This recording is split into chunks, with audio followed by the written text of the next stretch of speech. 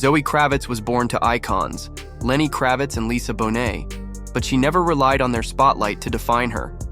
Instead, she carved out a space that was completely her own, edgier, more introspective, fiercely independent. From the start, she rejected the idea of being boxed in by celebrity lineage. She didn't want fame handed to her, she wanted to earn it. Whether in fashion, film, or music, she moves like an artist who's still discovering her boundaries. But one thing is clear, Zoe doesn't follow trends, she sets them. Zoe Kravitz doesn't just wear clothes, she inhabits them. Her fashion is minimalist, sharp, and unapologetically personal. Whether she's walking the Met Gala red carpet or photographed in bare-bones streetwear, she turns simplicity into a statement. As the face of brands like YSL and Tiffany & Co., she balances classic elegance with modern cool. But her fashion choices go deeper. They reflect her refusal to conform to industry expectations. Her look says, "I know who I am." And that confidence is what makes her a global style icon. In The Batman, 2022, Zoe Kravitz stepped into the iconic role of Selina Kyle, Catwoman, and made it her own. She brought a feline grace, moral ambiguity, and emotional gravity that set her apart from every actress who came before. Her chemistry with Robert Pattinson was electric, but it was her independence that stole the screen. Zoe's Catwoman wasn't a sidekick or love interest. She was a fully realized force. Strong yet wounded, seductive yet righteous, her performance added layers to the mythology. She didn't just play a role, she left a mark on Gotham. Zoe's acting is marked by subtlety, emotion, and restraint. In projects like Big Little Lies and High Fidelity, she doesn't overplay drama. She lets it unfold naturally.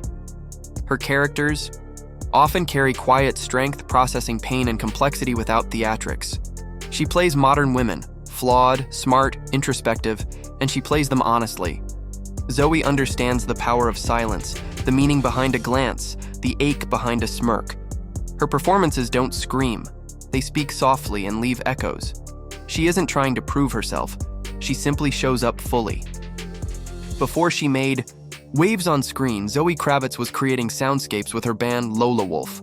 Mixing synth-pop, R&B, and raw lyricism, the music was bold and unconventional, just like her. While she doesn't chase chart toppers, she uses music as another form of storytelling, expression, and emotional exploration.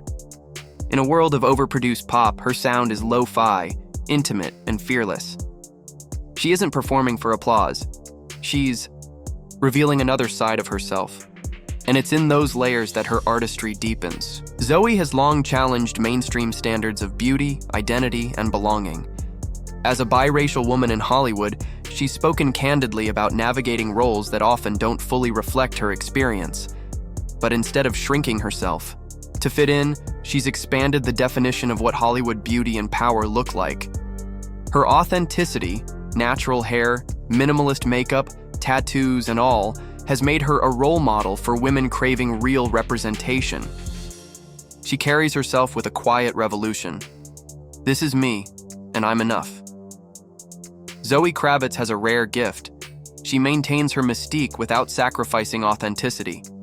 She's open about her emotions, her struggles, her evolution, but she's never performative. She's not constantly online, oversharing for clout. She chooses her moments with care, her words with precision. Whether in interviews or on social media, she remains real. She speaks like someone who knows herself deeply, yet is always learning. In a world obsessed with visibility, Zoe Kravitz proves that presence means more than publicity. Zoe's early work in independent films showed her commitment to storytelling over fame. She took on roles that explored sexuality, trauma, and identity, and she took risks when others played it safe. Her filmography isn't about quantity, it's about quality. Now, with major franchises, global fashion deals, and directorial debuts on the horizon, she's transitioned from indie darling to full-fledged cultural icon. And she's done it without losing an ounce of herself. Her career is proof that you don't need to scream to be seen. You just need to shine. At just 35, Zoe Kravitz has already left a permanent imprint across music, fashion, and film. But she's not done. She's just getting started. With her upcoming directorial debut, new collaborations, and increasingly bold roles, she's building not just a career, but a movement. She's forging a legacy defined by autonomy, vulnerability, and fearless self-expression. Zoe doesn't aim to be a legend through volume. She becomes one through authenticity. And whatever she creates next, the world is watching, not just because of her name, but because of her truth. Paul Mescal didn't just debut, he arrived with a storm of quiet brilliance in normal people. As Connell Waldron, he portrayed raw emotion with staggering honesty. He wasn't acting, he was feeling, allowing his silences to speak louder than words. His portrayal of masculinity wasn't about strength, it was about softness, shame, love, and silence. Almost overnight, Mescal became a symbol of modern male vulnerability. He wasn't polished, he wasn't flashy, but he was real. And that made him unforgettable. Sometimes it's the smallest details that start a cultural wave. For Paul Mescal, it was a simple silver chain in normal people, but it became a phenomenon. Fans latched onto his look, creating Instagram accounts and trends overnight. But beyond the chain, what captivated audiences was Paul's energy, understated, authentic, and deeply human. He didn't chase stardom, it found him. And instead of becoming a product of hype, he stayed true to what made him magnetic in the first place, his stillness. Before the spotlight, Paul Mescal honed his craft in Irish theatre.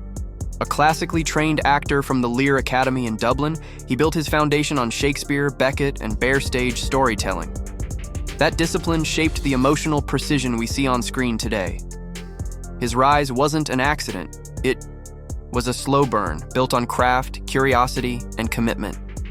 He stepped into fame with theater's heart and cinema's reach. And now, he brings both to every role he touches. In Aftersun, Paul gave one of the most haunting performances of the decade. As a young father battling invisible wounds while on vacation with his daughter, he was heartbreaking in his restraint. He didn't show pain, he carried it. The performance earned him his first Academy Award nomination, but more importantly, it solidified his place as one of the most emotionally intelligent actors of his generation. Watching him in Aftersun was like watching someone bleed slowly and silently. It was cinema at its purest. Paul Mescal is reshaping how masculinity is portrayed in film. He plays men who cry, hesitate, and nurture. His characters are physically strong but emotionally exposed. He challenges the tough guy archetype not by rejecting it, but by redefining it.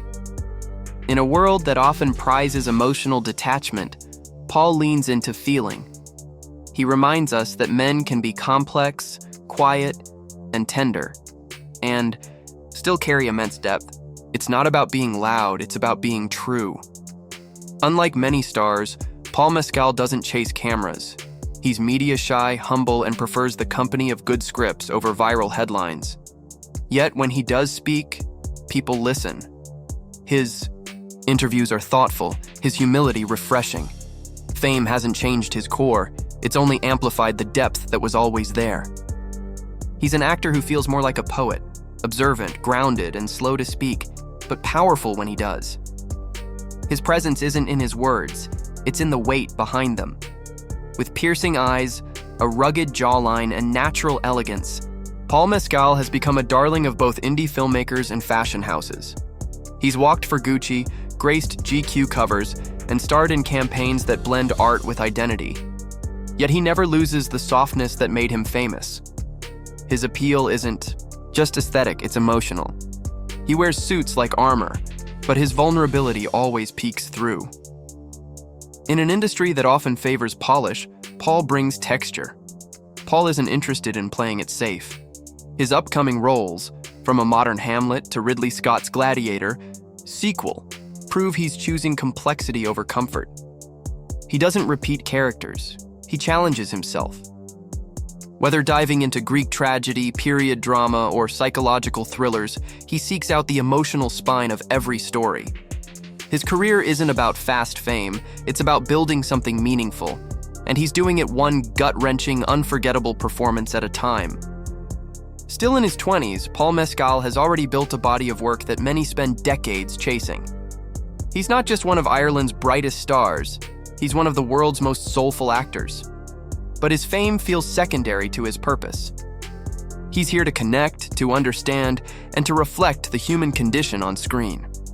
With every performance, he leaves a small piece of himself behind. And in doing so, he reminds us why we fall in love with storytelling in the first place.